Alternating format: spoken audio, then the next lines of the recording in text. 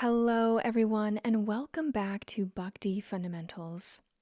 In our group discussion yesterday, someone mentioned Johnny Lee's famous song, Lookin' for Love in All the Wrong Places. And it sparked a very thoughtful conversation about how this material world is basically one grand search party. Everyone is searching for love, for permanence, for happiness, for identity. We want happiness that doesn't fade, relationships that don't break, truths that don't shift. We want things to last, to mean something, to satisfy us completely. And that's no accident. The desire for permanence, bliss or happiness, and full understanding or knowledge is actually built into us because these three qualities are already inherent to us as spiritual beings. In the Bhagavad Gita, we learn that we are the soul, and the soul by nature is Satchit Ananda, eternal, full of knowledge, and full of bliss. We don't need to become these things. We already are eternal and full of knowledge and spiritual bliss. We've simply forgotten our true identity. We have a case of spiritual amnesia, if you will. And in the Gita, chapter 2, verse 20, Kṛṣṇa, the Supreme, or God Himself, reminds us, for the soul there is neither birth nor death at any time. The soul has not come into being, does not come into being, and will not come into being. The soul is unborn, eternal, ever existing, and primeval. The soul is not slain when the body is slain. This one verse powerfully dismantles the illusion that we are temporary material beings destined for death. It tells us plainly we are eternal spiritual souls. We have no beginning and we will have no end. What changes is simply the outer garment, our material body, not the real self, us, contained within the body. Thus, our existence is already permanent, eternal. However, due to our material conditioning, or the mistaken belief that we are these temporary material bodies that we inhabit, we've forgotten this crucial spiritual fact. Again, we're walking around with a kind of spiritual amnesia. And what are the symptoms of our spiritual amnesia? Well, we try to make our bodies eternal and the temporary situations we have here in this world permanent. We're like wealthy people who have forgotten where they hid their treasure and now wander the streets begging for coins. And in this way, we try to build happiness through external material arrangements, mistakenly thinking that if we just adjust our current material circumstances, we'll finally experience lasting happiness. So we seek more money, a better house, higher status, more material knowledge, hoping these things will finally deliver permanent joy to our doorstep. But matter can never satisfy spirit, and we are all individual spirit souls.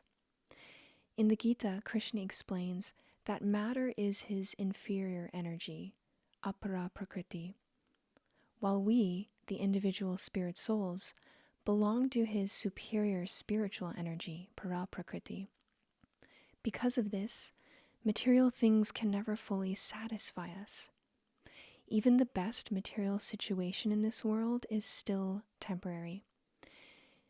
In fact, Kṛṣṇa tells us in the Gita that in the material world, happiness and distress arise of their own accord and also disappear of their own accord.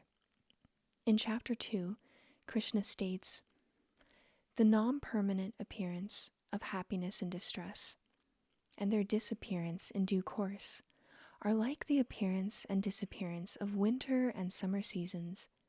They arise from sense perception, O scion of Bharata, and one must learn to tolerate them without being disturbed. In this verse, we learn a crucial point, that both happiness and distress in this material world are temporary.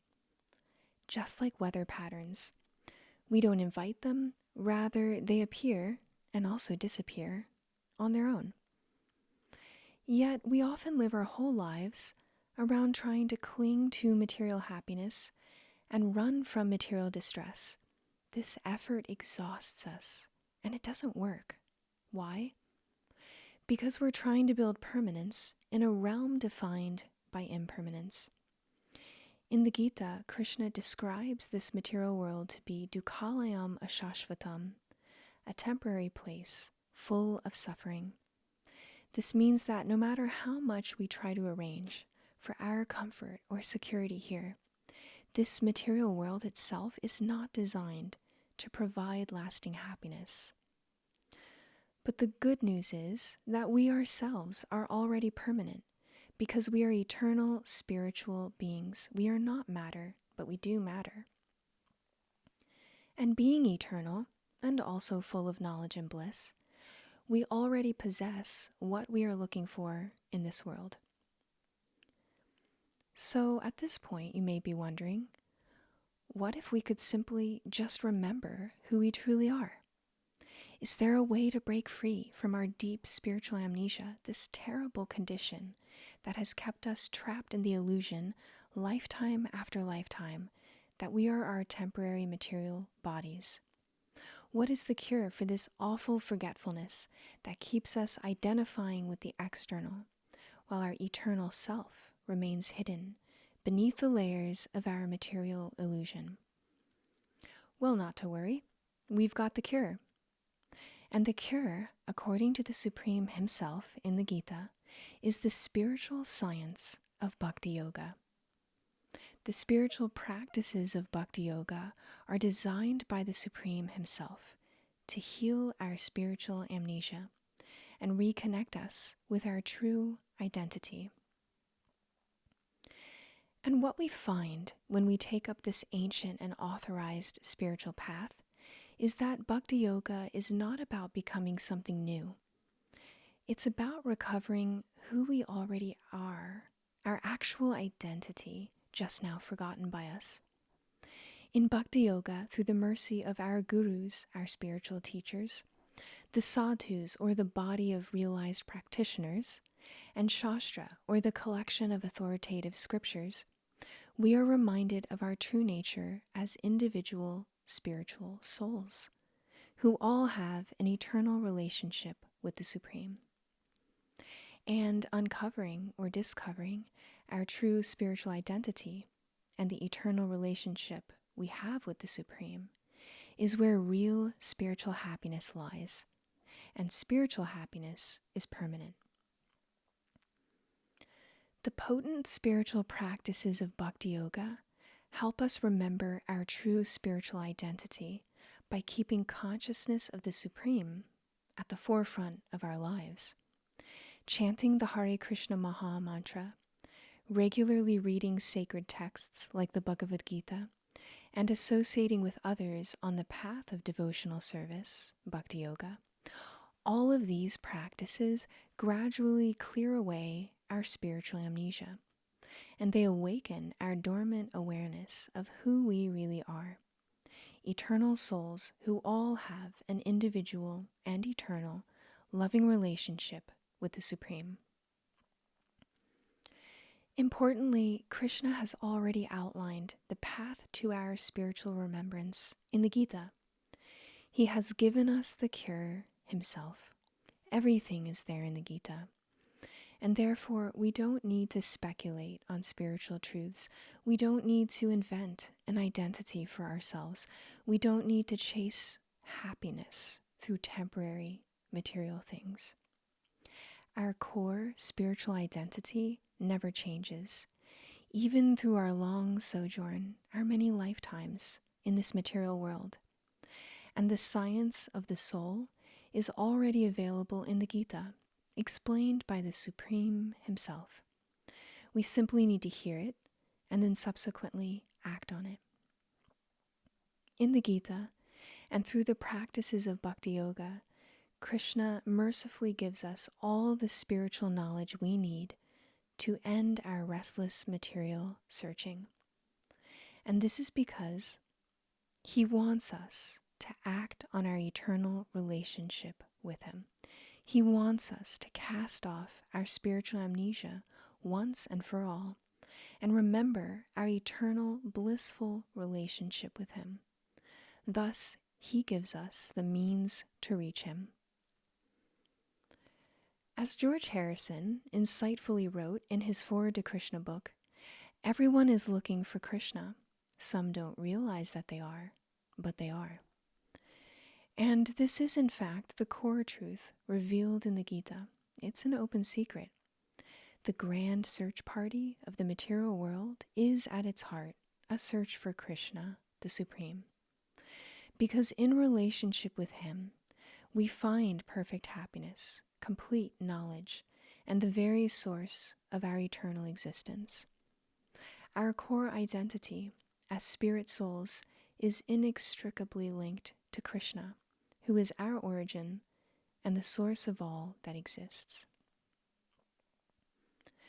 When we connect back to Kṛṣṇa via the practices of Bhakti Yoga that He Himself recommends in the Gita, then we reach the end of our searching and the end of all knowledge. For He is the supreme absolute truth, the resting place of all knowledge and the ultimate object or repose of our love. As Kṛṣṇa Himself says in the Gita, chapter 7, verse 7, "Everything rests upon me as pearls are strung on a thread." And it's only in connection with Him, our source, that we can feel truly and permanently happy. And only in connection with the Supreme can we function properly, like a missing piece returned to its place in a machine. When we are reconnected to Kṛṣṇa, through the spiritual practices of Bhakti Yoga, we begin to operate as we were always meant to, in blissful, loving service to the Supreme, which is our eternal identity. This identity is not something we have to artificially create. It is our birthright, our rightful inheritance, simply waiting to be rediscovered. So let's cast off our spiritual amnesia through the practices of Bhakti Yoga. Let's reclaim our inheritance and live the life we were always meant for, a life of deep spiritual joy rooted in loving connection with Kṛṣṇa, our eternal source. So that's all we have for today on the topic of our spiritual amnesia, our material search for what we already spiritually possess. Please let us know what you thought of the topic and if you have any questions that we can discuss in future sessions. In the meantime, thank you for listening today, and we'll see you next time on Bhakti Fundamentals.